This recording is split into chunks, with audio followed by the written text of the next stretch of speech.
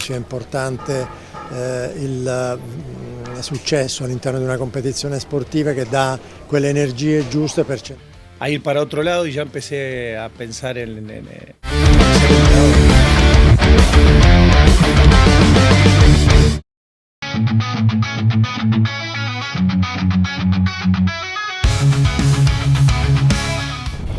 Di tengah gemerlap pujian yang menyelimuti timnas Indonesia, PSSI diketahui masih akan mencoba untuk mempercepat proses naturalisasi 3 nama lagi setelah oleh Romani untuk keperluan timnas senior.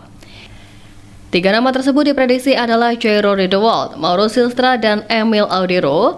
Yang tentu kalau semisal ketiganya sukses dinaturalisasi tepat waktu, maka peluang untuk meraih 6 poin atas Australia serta Bahrain jadi lebih terbuka.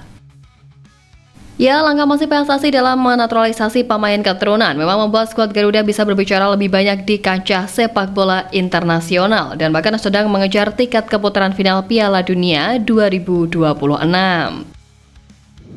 Hampir seluruh dunia tahu kalau pada saat ini skuad Garuda berada di peringkat ketiga grup C dengan raihan 6 poin dari 6 langkah. Hanya terpaut 1 poin di belakang Australia untuk kualifikasi Piala Dunia 2026 babak ketiga ini. Peluang untuk lolos langsung ke putaran final terbuka lebar seiring dengan kehadiran para pemain keturunan lewat program naturalisasi. Ya, sejatinya pengambilan pemain keturunan yang tumbuh di kancah sepak bola negara lain adalah praktik yang sering terjadi di dunia. Seperti Indonesia, Italia pun sering melakukannya, yang mana Matteo Retegui, pemain yang tumbuh dan besar di Argentina, menjadi naturalisasi terbaru pada tahun 2023 lalu. Ketika tiba di timnas Italia pada 2023, Retegui bahkan tidak bisa bahasa Italia dan dia mengawali karirnya di Serie A baru di musim panas 2023 usai direkrut Genoa dari Tigre. Argentina sendiri memang memiliki banyak pemain yang berdarah keturunan Italia termasuk Lionel Messi, namun sang mega bintang memilih untuk membela La Albiceleste. Retegui mungkin akan menjadi pemain bintang di Argentina jika saja Federasi Sepak Bola Italia tidak memutuskan untuk tidak mengambilnya pada 2023.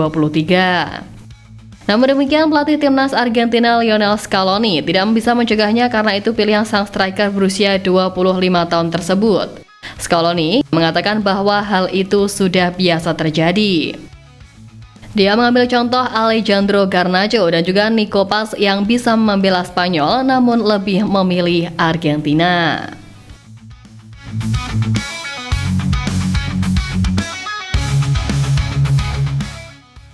Ya, berkaca dari itu, Indonesia pun juga diketahui tak akan berhenti memakai cara ini, apalagi menilik Jairo Riedewald, pemain yang telah disebut oleh Coach Patrick makin dekat menjalani Sumpah WNI. Jairo Riedewald adalah sosok pemain keturunan dari ibunya yang berdarah campuran Indonesia-Belanda. Gelandang bertahan berusia 28 tahun itu memulai karirnya di dunia sepak bola bersama Akademi Ajax Amsterdam. Debut bersama tim Ajax senior pada Desember 2013 lalu hingga total mencatatkan 93 laga, 3 assist dan 3 gol di semua ajang. Dia lalu memutuskan bergabung dengan Crystal Palace pada 2017 dan bersama klub Liga Inggris itu Jairo telah mengoleksi 96 laga, 3 gol dan 1 assist di semua ajang. Setelah bertahun-tahun berkiprah di Liga Inggris, Jairo Riedewald memilih berhijrah ke Royal Antwerp, klub yang berlaga di Liga Belgia. Musim ini, calon pemain timnas Indonesia itu telah mencatatkan total 13 laga di berbagai ajang bersama Royal Antwerp. Sementara di level negara, Jairo Riedewald pernah bermain 3 kali untuk timnas Belanda senior pada 2015 di usianya yang masih 18 tahun.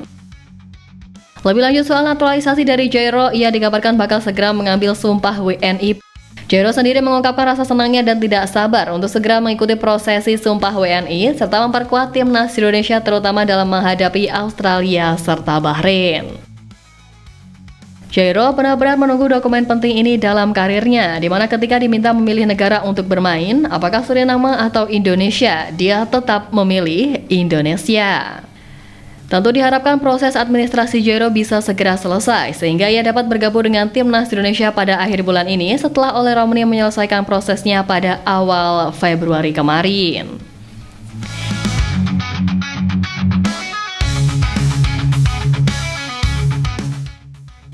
Ya, kehadiran oleh Romani dan Jairo Riedewald tentunya menjadi berkah tersendiri bagi skuad asuhan Patrick Kluivert menilik belum balance-nya tiap lini dari tim Garuda.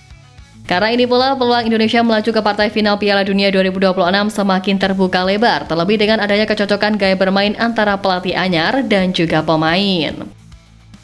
Situasi ini bahkan disoroti oleh media Cina Dongqiudi, yang mana tidaklah mengherankan karena tim naga berada dalam satu grup dengan timnas Indonesia. Selain menyoroti kiprah api Garuda di babak ketiga, Cina juga menyoroti dukungan PSSI untuk timnas menggunakan pesawat charter di laga tandangnya. Para supporter Cina tidak sungkan-sungkan memberikan dukungan kepada skuad Garuda karena kabar ini dan mengatakan bahwa tim Merah Putih patut didukung juga saat menghadapi Bahrain nanti. Menilik kilas balik di laga pertama kontra Bahrain lalu, netizen Cina bahkan mengharapkan agar timnas Indonesia bersinar melawan Bahrain di kandangnya. Bagi yang lainnya pun, langkah PSSI memberikan pesawat charter merupakan bukti keseriusan timnas Indonesia yang ingin mencapai putaran final Piala Dunia 2026. Melihat itu semua, padahal Cina dan timnas Indonesia masih memiliki jadwal pertanding di kualifikasi Piala Dunia 2026 yang akan diselenggarakan pada 5 Juni mendatang di Jakarta.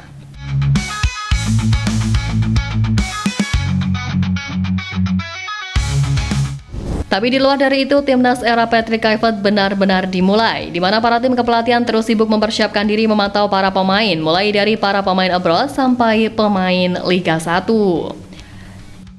Gerak cepat dari tim kepelatihan lantas membuat kompetisi dalam negeri dan kancah internasional sama-sama memunculkan bintang baru. Dari Pratama Arhan di Bangkok United hingga Egy Maulana Fikri di Dewa United, semua berlomba tampil maksimal demi merebut tempat di skuad Garuda era ini. Dan dengan proses ini pun, Patrick Kluivert pernah menegaskan bahwa semua pemain punya kesempatan yang sama. Tugas mereka menunjukkan kemampuan entah di klub Eropa atau Liga 1. Bagi Patrick, jam terbang dan performa solid jauh lebih penting ketimbang nama besar. Nah, menilik ini Pratama Arhan kembali membuktikan kapasitasnya bersama Bangkok United, di mana ia sempat kesulitan saat berlabuh di Korea Selatan, namun kini mulai tampil garang di Liga Thailand. Tak hanya Arhan, Egy Maulana Fikri juga tak kalah mentereng di mana ia bangkit di Dewa United setelah sempat merumput di luar negeri. Pada musim ini, Egy sudah mengemas 9 gol dan 2 assist dan bahkan nampak memimpin rapat internal di timnya. Kemudian di Liga Eropa, Calvin Verdong juga makin mantap main di Eredivisie dan bahkan mengaku tak sabar menanti periode internasional bersama Kluivert dan tim Belanda lain. Perkembangan positif pemain diaspora dan lokal berdampak baik bagi timnas Indonesia. Kolaborasi keduanya diharapkan menambah kualitas dan kedalaman skuad. Bagi Indonesia, kehadiran asisten-asisten Belanda yang gencar memantau Liga 1 membuktikan keseriusan mereka dalam menyeleksi talenta lokal. Ya, banyak pemain Liga 1 yang tadinya jarang dilirik ini merasa terdorong tampil lebih bagus. Katanya persaingan memicu mereka untuk keluar dari zona nyaman, sehingga harapannya PSSI dapat menemukan permata tersembunyi yang nanti membuat Garuda lebih kuat. Ya, terlepas dari itu semua, ujian terdekat timnas Indonesia tentunya kala menghadapi Australia di babak ketiga kualifikasi Piala Dunia 2026. 4 laga sisa bakal menentukan nasib Garuda, di mana bagi Kluivert ini merupakan momen pembuktian apakah kebijakan perpaduan diaspora lokal plus latihan intens bisa meraih hasil.